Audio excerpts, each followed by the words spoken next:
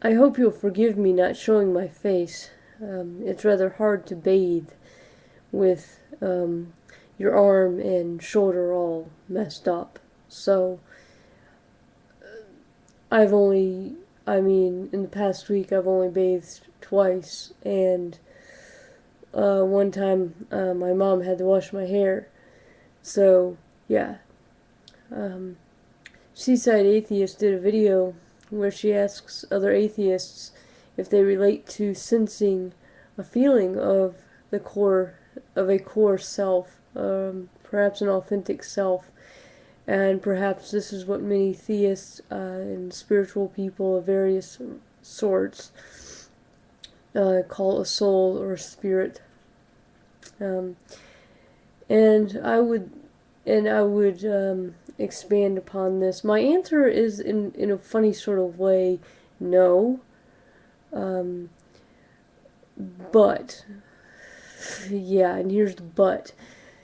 What I have come to observe in my own journey, whether I've been a theist, an atheist, an agnostic, right now I'm sort of sitting at negative atheist with a lot of ideas about spirituality, and I'm still an occultist and probably will always be an occultist because I have a very, very, very busy mind space. I have symbols up the wazoo. I have had experiences wherein I have actually felt like I have had conversations with deities, mythical beings. And so, yeah, my headspace is pretty full and pretty active. And that's okay. What wouldn't be okay is if I decided to um, say that my experiences were literally true and that everybody else had to believe as I believe. That would not be okay. And, yeah, okay, well, let's get back on topic. Because I was about to veer off into La La Land. Well, hell, this whole video is going to be La La Land. Alright. I do not feel as though I have a core self or an authentic self in the sense that I think most people mean. I think that, well, first of all, over the years, I've now developed this feeling of peeling back of layers of the self. I peel back one illusion, and then there's another one waiting. And I peel back another illusion, and then there's another one. And that's okay. Um,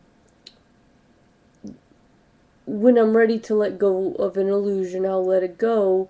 And it can be hard, or it can be very easy. Um, and, it can take a year, it can take a day, it can take, 25 years, whatever. Um, Giving up the illusion of Catholicism back in my preteen years was extremely difficult. And I had to give up, well, I didn't have to, but it behooved me to give up a lot of other illusions that coincided with Catholicism. And again, I was about to get off topic and talk about essentially how much abuse can fuck up a person, especially verbal abuse, because when you're a child, you don't have the filters. And there's my Skype. Um, so, I'll wrap this up. Another feeling that I have about self is that there is no self independent of anything else. How to explain this? And this isn't some really complicated esoteric concept, and it's not a political, oh, therefore it's I'm a socialist or da da da da da da. This isn't you know the depths of hermetic thought or something. This is actually more like Buddhism 101 here, which I am going to take another look at Buddhism. I read a book, a very good book in high school called Philosophy of the Buddha, and I'm ready to um, take another look at Buddhist philosophy, independent of, say, like, well, Zen Buddhism versus Shinshu Buddhism versus Tibetan Buddhism, because there's a lot of, every culture is going to color Buddhism. It's just, it's. I believe Zen Buddhism came from China to Japan, but correct me if I'm wrong. But my point is, every culture is going to color it however they color it, and I don't have. I would just like to look at the philosophy, and then from there, if it looks good, I'll probably actually end up just having my own sort of Buddhist influence or something. I don't know. Okay, but the point is, as far as being connected to everything else, well, first of all, to make me, you had to have my ancestors, everything that they ate, they had to associate with other people. They had to buy and sell goods and services with other people, and they interacted with animals and plants and minerals, and everything came together to make me. And then when I die, go into the ground, indeed there may be something that survives, and hopefully that thing will be conscious because I have a survival instinct. I want to survive. But the body will be recycled, and it will end up back in plants and animals and in the soil, and the nutrients in the soil will go into the plants and will go into animals, and the bugs will eat me, the worms will crawl in and crawl out, and yeah, I'll be worm food, and then the birds will eat the worms, and so on and so forth. It's a circle of life. So I don't imagine that even on a level of energy or spirit or something intangible that things would be too different.